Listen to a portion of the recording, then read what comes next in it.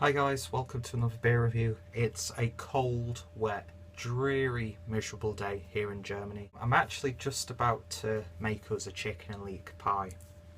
So I think this beer will definitely be a nice accompaniment to not only cooking the pie, but also to eating it. And it's a beer from the Rhaner brewery, which was one of the beers kindly sent to me from Stephanie and Alois from the Rhanerbräu. They do own it. And the Rhanerbräu is one of the oldest family-run breweries in the world. I think it's the second oldest in the world, but it's the oldest in East Bavaria. They sent me over some really nice looking beers. I've already had a couple. Some of the duplicates, I thought I'd just try them. Really nice beers, and yeah, I've covered the brewery a couple of times, so I'll always be putting links down below so you can check them out. So yeah, before I start, big thank you to Stephanie and to Alois. Today's beer is the Maxi-Bock, clocking in at 6.5% ABV. Now, I don't think I've actually had this one before.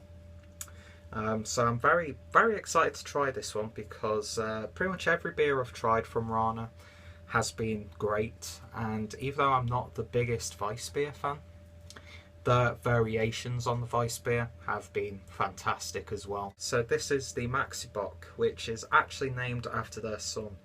So that's a really nice gesture. I'd like a beer named after me. Really simple layout, bold colour scheme, bold typography. You've got a nice scene on the top. Nothing too fantastic or spectacular, but you know, it's getting the job done. It's bold enough to be noticed, and yeah, got a nice label on the neck, and there of course is the Rhaner crown. So without any further ado, let's get this beer opened. So beer in a glass is a really nice deep reddish browny chestnutty sort of beer. Not too opaque, it's got some really nice readiness, a nice ready glow at the bottom of the beer. But it is, you know, light, it's just about making itself through the glass, and you can see some really nice steady carbonation. It's like a nice ruby browny colour, and this beer poured with about half finger's worth of just off-white khaki, nice head, some nice bubbles in there. And yeah, for a day like this, this looks like it's exactly what I need. Let's see what it smells like. Probably put a bit too much in the glass. Oh, shit.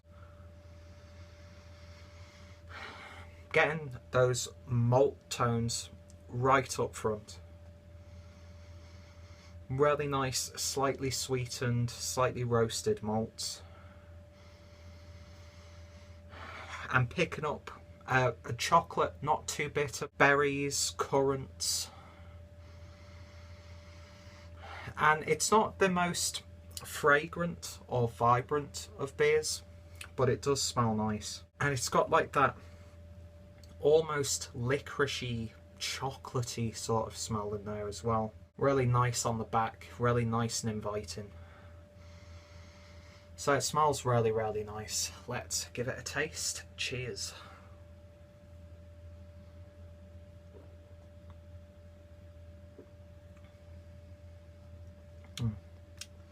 It's like chewy, bitter toffee. Gesundheit. Ever so slight smoky oak character in the background as well. It's really nice and subtle throughout.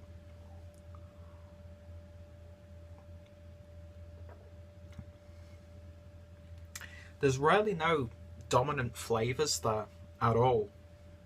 And it's actually really not that bitter either. I am getting a very slight taste of a brandy on the aftertaste, which again is really good for the weather that we're having right now. This is really nice, warming and inviting. It's nothing too outrageous for the palate. It's not going to change your perception of what a beer should taste like. But this is one of those beers that is just so solid. It's so beautifully crafted. It's a really nice, mellow, matured bock. I do think that this is the bock that they use for the oak aged bock. because it's got those flavours where you know when it's aging in like a barrel. Those like rustic flavours, not like rust, but like rustic, homely, woody flavours would be so enhanced. And I did try the Oak Aged Bock when I was at the taste event, and that was such an exceptional beer. So I think this is actually the Bock that they age, because it just seems to make sense to me. If you're relatively new to Bocks, this is a good start, because like I was saying, there's really nothing too overwhelming. This is by no means a bad beer.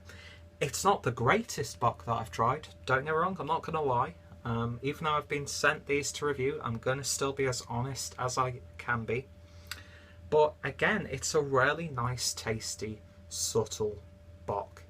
And it's got that like level of maturity to it, where if you just want something in the background, this would go perfectly with like a cheese board. This would complement the chicken and leek pie that I'm going to do perfectly, but I know by the time the chicken and leek pie is ready, I'll have already quaffed this down. Very, very drinkable, not too heavy on the mouth, but it's got a nice body to it. And yeah, it ticks all the boxes. And yeah, it's a really nice beer. So out of 10, I'd probably give this an 8 out of 10, maybe 7.5 out of 10. I don't know what I'd change about it to get it up to a 10. But if you want a simple, straight to the point, solidly crafted Bock, excuse me, give this one a try if you can source it, because it's a fantastic starting point for beginners, but also people who love the Bocks should definitely try this one, because it is very, very nice, very high quality beer. And yeah, I'm going to enjoy the rest of this while I'm cooking. So guys, that was my review of Rhaner's Maxi-Bock. Like I was saying, it's not the best Rhaner beer that I've tried, and it's not the best quote-unquote Bock that I've tried either. But it's definitely up there. It's very solid indeed, and I'd happily buy this one again. So guys, if you want to find out a little bit more about this beer and the Rhaner brewery, of course I will be putting a lot of information down below. Check out my other Rhaner beer reviews up to this point, and look out for Rhaner beer reviews in the future. And yeah, thank you guys for watching. If you've tried this beer, as always, let me know your thoughts and opinions. And yeah, thank you for watching, and I shall see you in the next beer review. Cheers.